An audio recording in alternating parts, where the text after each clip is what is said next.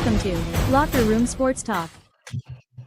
Welcome to Locker Room Sports Talk, ladies and gentlemen. Thank you guys and girls for stopping by and hanging out with me here for a extra edition. Had to come on a little bit early today because we do have games here on Thursday night. We headed over towards Collinsville.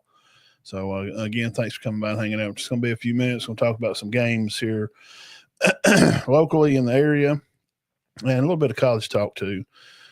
So first of all, we'll talk about Collinsville, Cedar Bluff. We'll get that one started and tell you about them a little bit. This is Collinsville's first matchup for the year. It's kind of week one for them.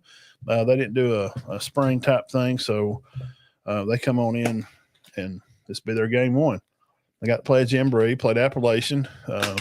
Coach Willingham over there, Ernie, living legend. Really enjoyed being around him and stuff. Fixing to go over and see him in a little bit. Great staff. Coach Hams over there, Teddy and Bunch. So it's going to be a kind of game one for them. Collinsville they're a 3A region, and they're in region with Fife and Asbury and Brindley Mountain, and pretty darn good region. So it's going to kind of be a good showing for them tonight. I know they graduated some of their linemen. Same quarterback, McAteer. It's Ernie's daughter's son. That's his grandson, McAteer. This is his third year starting, 8th, 9th, and 10th grade. He's been there. He started as an 8th grader. So he is very experienced. And he knows what he's doing. Now, he said that he enjoyed their jamboree game. Feel like he got to see some things, especially from their defense side, which Skylar Ray coaching defense over there. Shout out Skylar. We'll see him in a little bit. Jamborees are usually something for defensive teams to go out there and see who's going to tackle and who can get locked in and get focused for the year. Collins will beat them up pretty good last year. I think the series first game for 1949, Cedar Bluff's ahead in the series by a little bit. So now Cedar Bluff coming off of a win over Valley Head. So can they keep the momentum going? Have some older guys to be starting up front. He has a couple of good seniors over there. Got a new person added to the staff over at Cedar Bluff, Corey Teague, graduate there from Cedar Bluff, played lineman with the team and grew up with my son. All-state, played at Lindsey Wilson. Great football player, smart guy. He's going to be a great addition for Cedar Bluff. So this will be their second game. They'll be on the road traveling, and Cedar Bluff's schedule does not get easier. They do have Gadsden at home next week, and then after that, it's like 5 weeks in a row. I mean, it's like North Sand Mountain, and they have Section, and they'll have Sand Rock later on. That 2A region they're in, it's a good region. So is the Tigers ready to continue competing and get on the road? And they're probably on the way over there. I'd probably say the bus is on the way. They'll probably be there in about 30, 40 minutes or so. So while you're over here, hey, go ahead and hit the likes and subscribe to the channel. If you're watching on YouTube, appreciate it. If you're on Facebook, just hit the little blue thumb. I would really appreciate it a whole lot. Now, I always get strangled. My sinuses, this grass, pollen's up. Oh, man, my nose, it gets running, it gets me strangled. I'm sorry. All right, next game up, we're going to talk about Sandrock. Sandrock's going to be going over to West End. West End is 0-1 right now. 2A Region 7, which Sandrock and Cedar Bluff and those team against West End. They're 2A Region 6. And I know there's no moral victories, and Coach Nelson's new over there at Sandrock. But I've heard a lot of people say they look better. That seems the offense clicked along pretty well. I think the receivers are figuring out their timing and stuff with Alex Ashley, the quarterback. He's been there second year, throwed for over 1,000 last year. Good quarterback. I feel like Sandrock should have the upper. I believe they can get it done going over there to West End this year. I think they can. All right, we'll talk about Spring Garden next. Pleasant Valley is going to be traveling over there. Coach Nixon Bunch. I mean, he had won a Coach of the Year award last year. Coach Nix has really started the idea and foundation, kind of how Spring Garden does. It's all the coaches are going to be together from every sport. We all need to work out, and we all need to have the same goal in sight, and that's to win and produce winners. You know, that's what you want to do. That's what Spring Garden is. That's what Coach Howard really pumped in there years ago, and he done a good job with that. And the things continuing to roll right on. Well, they get to host Pleasant Valley, which it's been a good game over the past several years. They were the victor over West End. I told you a while ago, you know, Sandrock's going to West End. West End was 0-1. Pleasant Valley had beat them. So 34-0 for that game. So Spring Garden, of course, had won last week against Sandrock, game we just talked about, 44-28. I think this will be a good game. And it's Coach Nix is like I said, he's really got something going over there. He's really got all the coaches on the same level there. I mean, from girls sports, boys, and all. So I think they're on the come up. Okay.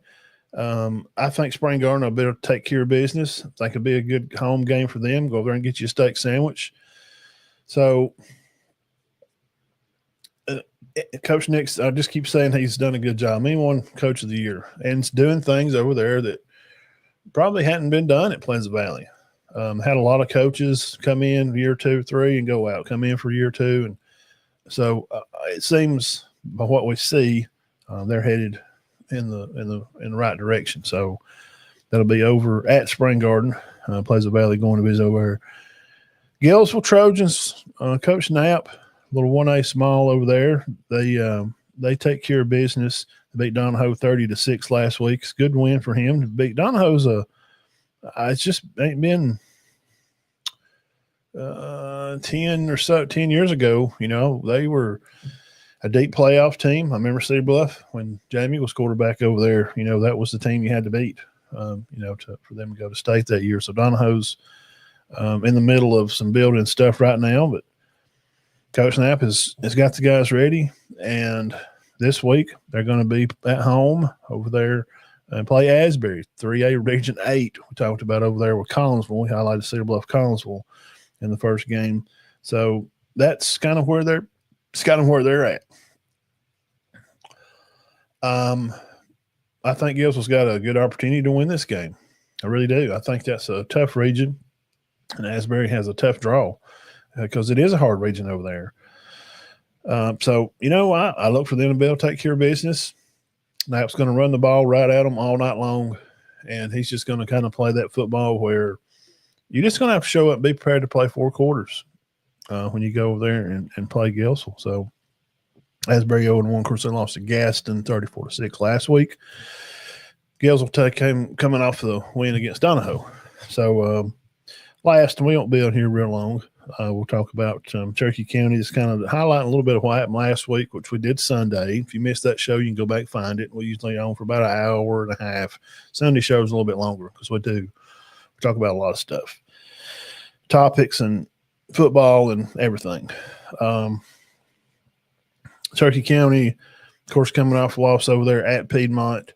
The ship is not sinking. Coach Kelly's still locked in. Coach Staff, Coach Chandler, Coach Decker, Coach Turner, they're all, and the other Coach Turner, they're all they're locked in, ready to go. Coach Wheeler, offensive line coach, guy played at Georgia, long time coach over in the state of Georgia.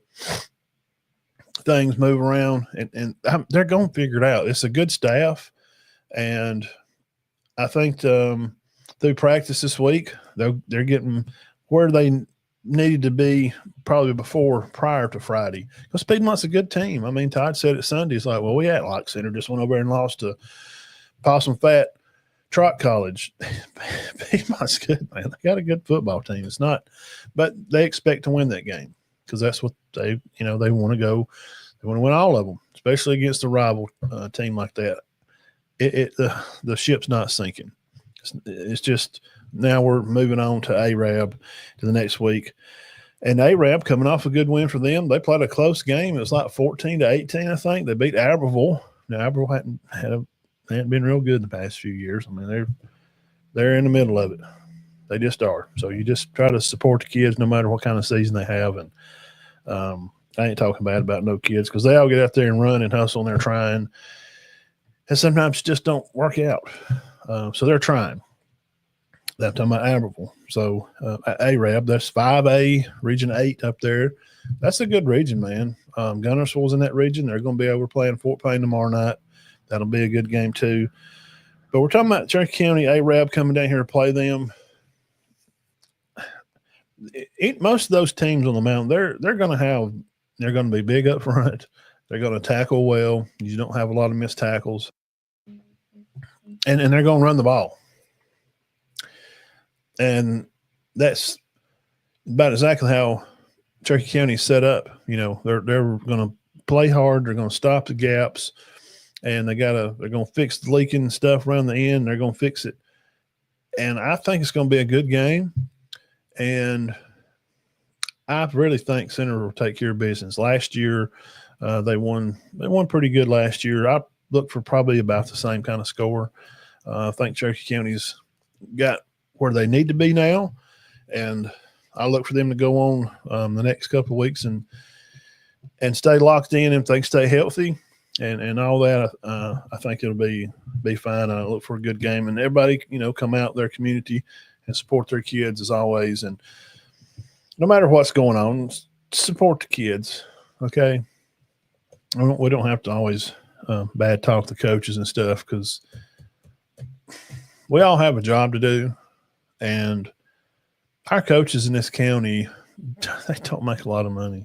And a lot of them spend some of that money on extra things that sometimes kids need.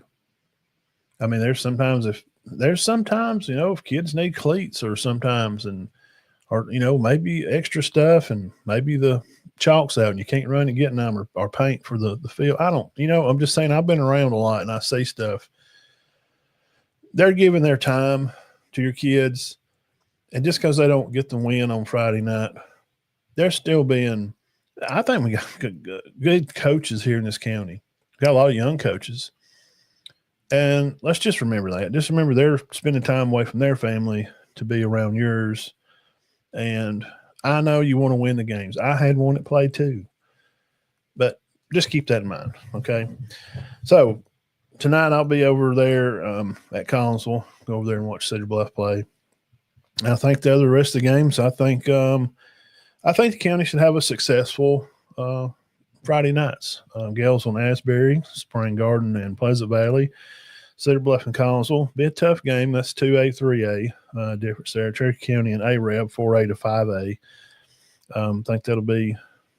Think they'll all be a good game. So I'm going to head over there and watch them here. I'm going to take off here in just a little bit. So, Ben, what's up is 5 in trouble. They dropped to 7th in the recent polls. Nah, I'll tell you one thing. That's and I've said this before, and I'm kind of being sarcastic, Ben. As long as Coach B is over there, I promise there will be adjustments, and there'll be no lack of effort to put the best product that they have on the field coming up this weekend. I don't even know who they play this weekend. You check to see who they got, Ben, and we'll look over here into some. Right now, college football is on. It's kicked off tonight. We will talk about that, and we got to do. I don't know where is that at? Yep. So that's high school stuff. Kickoff here for the night, and I'm gonna head over at Collinsville here in a few minutes. So, shout out to our sponsor, Cherokee Eye Clinic. Go see J.R. and April McKenzie offices in Center and Fort Payne, Alabama. You can call over here at 256-927-4030. Find them at CherokeeEyeClinic.net. It's JR and April McKenzie. Appreciate them for being a sponsor of the show for about as long as we've been doing it. So, college football kicks tonight. Boise State is playing at South Florida right now. I kind of felt like South Florida may be able to upset them. Now, what I've watched a little bit so far, it kind of hasn't seemed that way. What in the world is going on here? Sorry about that, guys. So, but they have been secure a bit. South Florida has not run the ball very well, and nor has Boise. Has had some good drives, but they just had to punt it back. But South Florida went like 3 and out pretty quick. Yeah, they got Pisgah. That's right. Yep, that'd be a 2A, 3A battle. Talking about 5 playing Pisgah. That's always been a good game. I was at that one that went up in the 50s. Was that 2 years ago? Maybe last year. I mean, they were throwing the ball. Both teams, like 5 was throwing the ball, which is kind of odd for them. But also some maybe interesting games on tonight. And if you just like college football, you're probably going to tune in here. Right now, a little bit ago, you just had Ohio at Rutgers kicking. You had Lafayette at Bowling Green. Eastern Carolina, one of my favorite teams to watch. They're at North Carolina State. They kick at 6. Jacksonville State is at UCF, and UCF's favored by 18. I've seen practice clips from JSU. I know they lost their quarterback and pretty good group of guys. So I've really got to see them play before I can make any kind of real adjustment on a pick. Now, SEC-wise, Central Arkansas will be at Missouri. That's at 6:30 SEC Network. Oklahoma State, they're going to host UT Martin, be on ESPN+. Any other games? UAB is playing tonight. They'll be on ESPN+. You can probably catch the scores on your ESPN app. They're playing Alabama State. Nebraska's at Cincinnati at 8. I won't be back in time to see all that one. Maybe I can catch some of that one. Cincinnati, man, could they, should they, would they? Could they, we'll see how that kind of turns out now for probably the more important games. There is some games Friday night, which will be over here, probably at center for a little while. ARAB, check them out because Auburn's going to play tomorrow night, and we'll check them out. They'll be at 7 on Fox, YouTube, and Fox did make a deal to prolong their contract, so we'll see. We will get to see the games. UNLV's at Sam Houston at 8:30 on CBS. I like that matchup also, and that's kind of about it. Army is going to have Tarleton State, not interested tomorrow. Mostly just UNLV and Sam Houston, 8:30. Auburn at Baylor. Auburn, again, I broke them down, and we did a Baylor show Tuesday. Basically, in sum it up, Baylor they shouldn't have the guys to be able to line up and beat Auburn. They just shouldn't. Okay, I mean, they just shouldn't. Now, the big game is going to kick off today, Saturday, the big college football day. Everybody's going to be smoking their ribs and have some barbecue going, some bean dip and that type of stuff. Texas at Ohio State at 11. Me and Dean picked our games, and I think Ohio State maybe has lost too many players. I think Texas has really loaded up. Now, Syracuse at Tennessee, we don't know about this Joey, coming in from UCLA and them swapping quarterbacks, and how's that going to, work out for Tennessee? I don't know. But they should be able to take Syracuse. You think, well, they, last year, but they lost their line, they lost their receivers, their quarterback McCord that was from Ohio State. He's gone. Athletically, Tennessee should be able to line up and beat Syracuse. They just should. Same as Mississippi State to beat Southern Miss. And Tennessee will be on ABC, by the way. Kickoff. All these are at 11, these couple of games. Ball State's at Purdue. Northwestern at Tulane. 11 o'clock, 11 o'clock. Nothing real good until maybe the end of the other games you could probably catch. Maybe if you want to see Georgia play, which I will, I'll tune in at 2:30 on ESPN and see.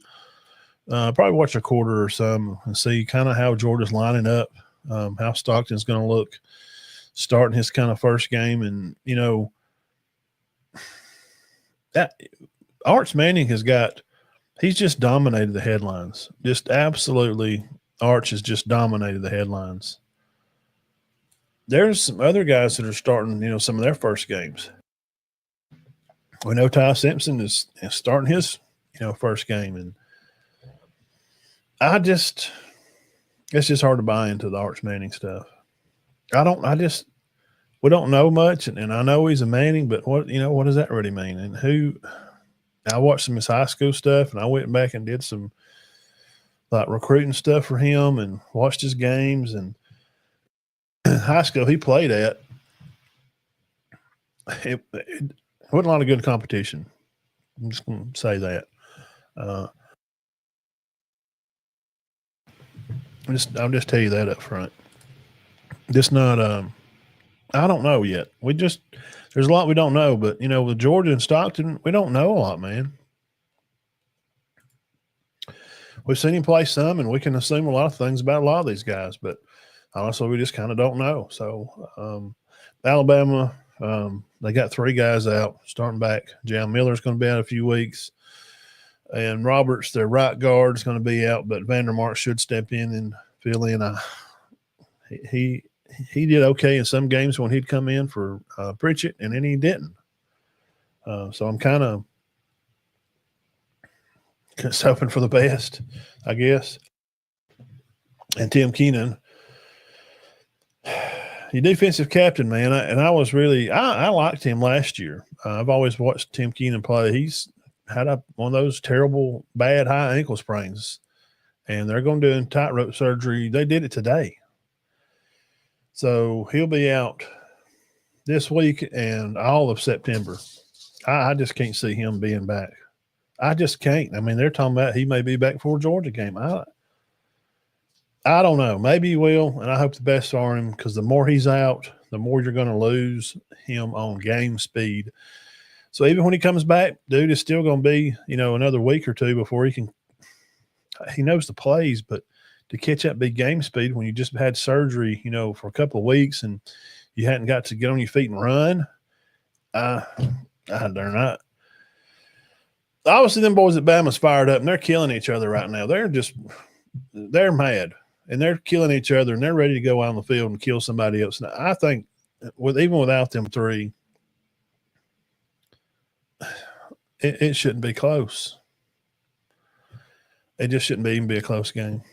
Ben, what you got here? South Florida lost, last year, in the rain game. And they've got a bunch of new transfers in, and we're going to see. You know, they're playing right now. If it's going to catch a little bit before I take off out of here, Opelika plays at Callaway, Georgia tonight. That could be an interesting game. We went through a lot of those in our Border Wars games I did back a couple of weeks ago. Any other games for Saturday kind of sparks your interest? ESPN Plus is toting a lot of these games. You're just going to have to buy that app. It's eventually it's going to come to the time where ESPN is probably going to cut completely away from all the satellite TV and mobile apps and all that. They're going to have an app, and you're going to have to watch the games on there, like Netflix. You'll have to pay for a subscription, $15, $20 a month. I'm just telling you, that's probably where it's going. So saying that, I saw Chattanooga at Memphis at 3:30. I think that'll be a good game. Should be interesting to watch. Also, some other games coming in about 5 tomorrow. North Dakota State at Kansas State at 6. Let's see how that goes. North Dakota State's not a pushover, slouch team. See here also, Troy is going to be hosting Nichols And then LSU and Clemson play the 6:30 game on ABC. Big game. Clemson has got the guys to definitely come in and compete this year. Like nearly the whole team's back. But is it too much hype? Has Coach Kelly really got LSU ready to come in and run this year? Have they got all their problems ironed out for the offensive line? We're going to see. Now, teams like Michigan and USC, Big Ten play. They're going to play at 6:30. Michigan's got New Mexico. USC's got Missouri State. Ole Miss and Georgia State, not really interesting. Just really not a lot of games on there even late in the day.